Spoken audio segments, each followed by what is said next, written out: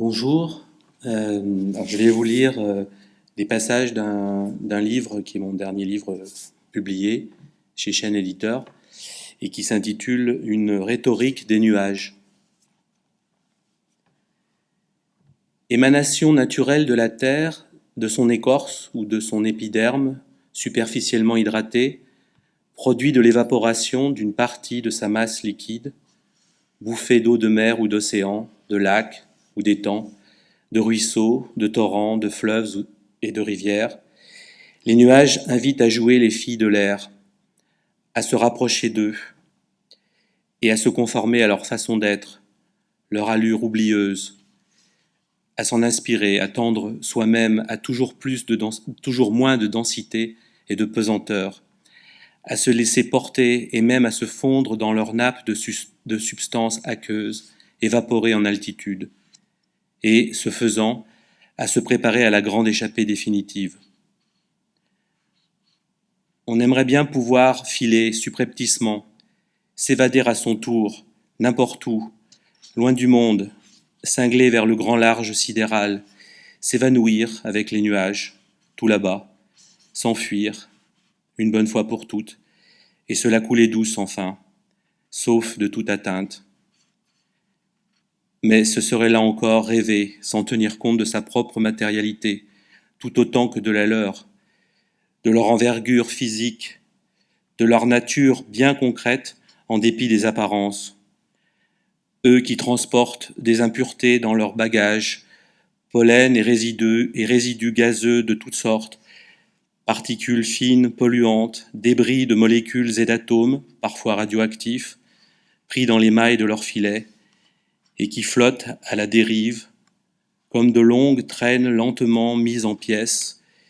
des bouts de linceul éparpillés au gré des courants d'air sillonnant l'atmosphère, sur tout le pourtour de la planète.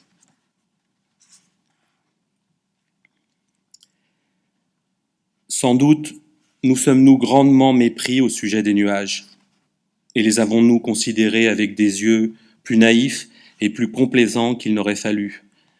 Peut-être nous sommes-nous laissés berner, abusés par leurs somptueux atours, et les avons-nous vus plus beaux et plus resplendissants qu'ils n'étaient, trônant dans l'azur, vierges, vivaces, soi-disant libres et intacts,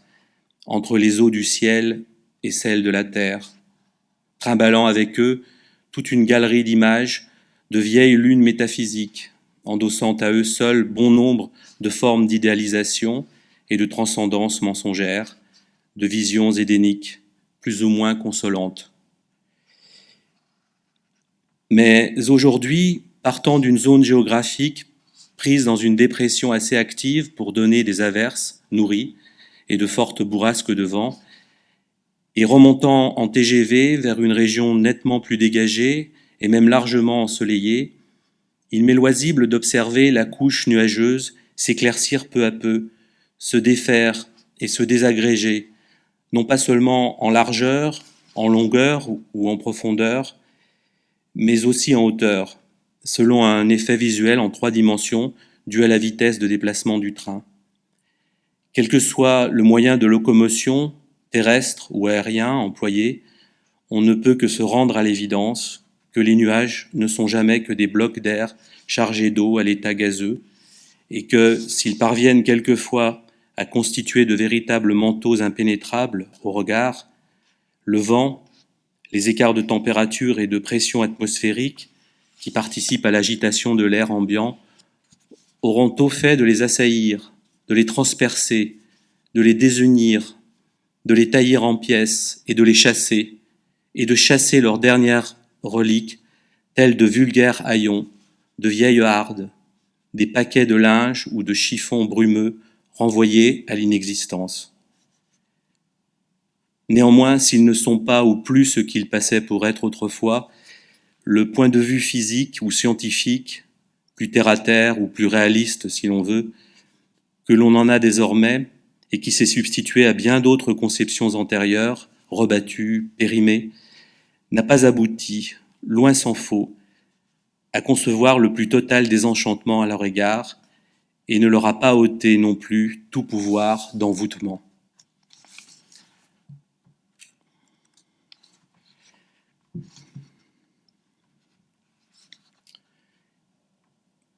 Quiconque a passé du temps à regarder le ciel par la fenêtre, à en guetter les contours et les moindres recoins, à en épier tous les signes de changement, comme on surveille l'horizon dans l'espoir et la crainte de ce qui va advenir prochainement, ne peut que se sentir imprégné, inspiré par son aspect statique ou dynamique, gagné par son humeur supposée, tantôt égale, tantôt versatile, radieuse ou déprimée, placé sous la tutelle de cette voûte enveloppante et subissant, qu'il le veuille ou non, son influence despotique. Les mouvements qui se produisent en lui, les hauts et les bas de son propre baromètre intérieur, paraissent répondre à ceux du ciel, comme s'il existait une relation étroite, une forme de résonance entre les différentes phases que traverse son être, les infléchissements qui affectent son moral au jour le jour, dans un sens ou dans l'autre, et les rebondissements qui se dessinent dans l'atmosphère. Comme si les derniers développements de l'actualité céleste étaient susceptibles de fournir des indications fiables sur les variations internes, même les plus ténues, les plus infimes, comme s'il existait une correspondance systématique entre les deux, au point que l'on pourrait faire des prévisions sur les évolutions intimes, comme s'il n'y avait pas de rupture entre l'espace du dedans et celui du dehors. Et si les hommes étaient bel et bien en droit de se dire ou de se croire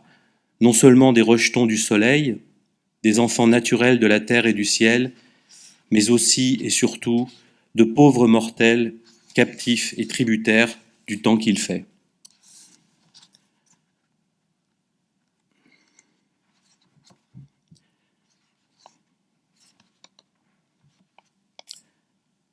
N'avoir rien d'autre à faire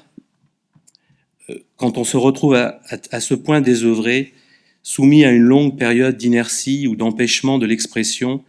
atteint d'une sorte d'incapacité à formuler quoi que ce soit de sensé, affligé d'un manque d'inspiration ou de motivation pour se remettre au travail, que de reporter son attention vers les nuages, de s'atteler à la tâche jugée saugrenue, voire plutôt vaine d'ordinaire, de les observer, de suivre leur évolution et d'essayer d'en rendre compte, de s'intéresser à ce qui n'a ni consistance solide, ni forme durable, d'évoquer quelque chose qui existe bien dans les faits, qui revient même de façon tout à fait banale au large des fenêtres, mais qui s'avère sous de multiples dehors transitoires, bien qu'impressionnants, souvent délicats à cerner ou à fixer en pratique sur la page, et figure parmi les réalités les plus impondérables qui soient, les entités les plus évasives qui peuplent, par intermittence, l'étendue terrestre. Ce sont là matières vaporeuses, imprécises, fluctuantes, qui, comme bien des phénomènes ou des expériences dûment traversées, vécues, du fait de leur nature complexe, de leur caractère changeant, ne sauraient être réductibles à un seul de leurs aspects contingents et devraient légitimement passer pour indicibles, ou du moins inciter par prudence à se taire. Pourtant, l'on s'ingénie à traquer les moindres indices de leur présence ou de leur absence au jour le jour, dans l'espace qui les héberge et les contient tout autour de la Terre. On s'en remet à la fréquentation salubre des nuages, au commerce de ces splendeurs ineffables planant dans l'atmosphère, nonchalantes, immédiates, indubitables, bien que passagères. On se raccroche à cette occupation, ce passe-temps favori, comme à la seule et unique planche de salut qui reste dans la déroute, un ultime recours ou secours venu du ciel, et l'on s'efforce d'écrire encore pour tenter d'arracher quelques lambeaux d'écume à la fuite éperdue des nuages au loin, ou même pour redonner forme à ce qui a lieu et s'échappe aussitôt dans les airs, ou bien seulement pour en conserver la trace avec des mots. Merci.